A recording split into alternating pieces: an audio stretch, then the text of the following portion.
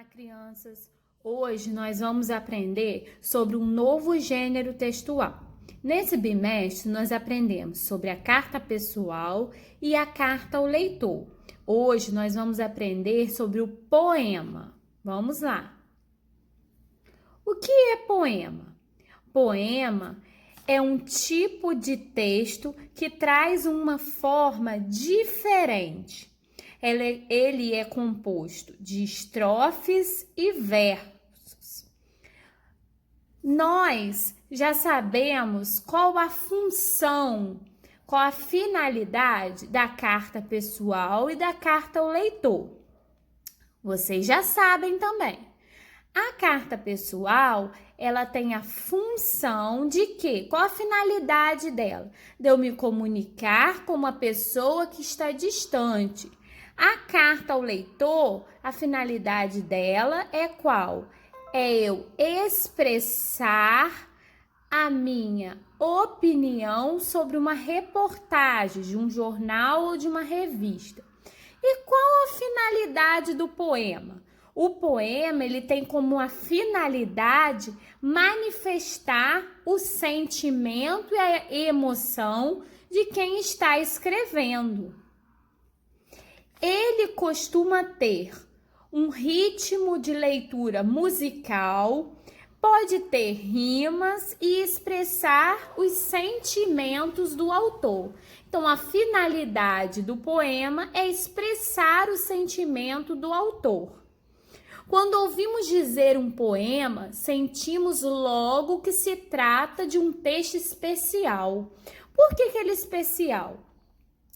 Porque ele comove de maneira diferente dos outros textos. Ele traz a emoção de quem está escrevendo. Como nós chamamos a pessoa que escreve o poema? A pessoa que escreve o poema é o poeta. Agora nós vamos ver mais um pouco sobre o poema.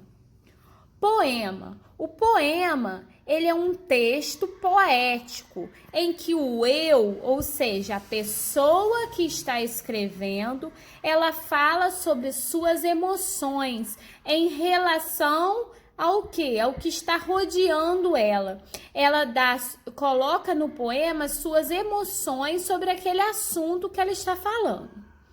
Ele é um texto onde há subjetividade. Tio, o que é subjetividade? No poema, características daquela pessoa, do indivíduo, de quem está escrevendo ele. O poema também trabalha com a linguagem figurada. O que significa uma linguagem figurada? Lembra que na atividade do livro anterior, nós falamos sobre algumas expressões ou frases que elas não expressam o que a palavra separadamente quer falar? No poema, eles também utilizam esse tipo de linguagem, que nós podemos chamar de linguagem figurada. Vou dar um exemplo a vocês para vocês entenderem melhor.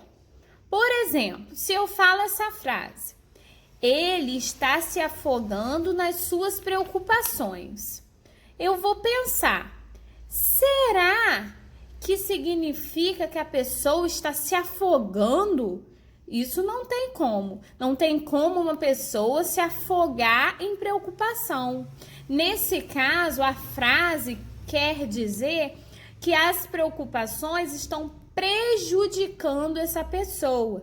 Então, figura de linguagem são expressões usadas no poema. Agora nós vamos ver as partes do poema. O poema ele é composto pelo título, né? O título do poema, o autor, o nome do autor, de quem escreveu o poema, ele pode estar embaixo do título ou no final do poema, tá bom? Nós também temos no poema o verso, que é cada linha do poema, e a estrofe. Nós chamamos de estrofe o conjunto de verso, ou seja, aqui nós temos uma estrofe, aqui nós temos outra, aqui outra e aqui outra. Tá bom? Vamos entender agora o que é o verso e o que é a estrofe. Verso. O verso é cada linha desse poema aqui, ele é o verso. E o conjunto desses versos juntos formam a estrofe. As estrofes do mesmo poema são separadas umas das outras por um espaço branco. Vocês podem ver aqui que esse poema, ele tem os versos, cada verso desse forma uma estrofe e entre as estrofes nós temos um espaço em branco para separar uma estrofe da outra. Então, a estrutura do poema, ela é diferente de outro texto. Vocês podem ver que os versos, eles não são escritos como os outros textos, um na frente do outro. Ele é escrito um embaixo do outro. Quando eu acabo de escrever a estrofe, eu deixo um espaço em branco para escrever a outra estrofe. Um beijão para vocês e até a próxima. Estou com muitas saudades. Espero que em breve a gente possa se encontrar e dar aquele abraço bem apertado.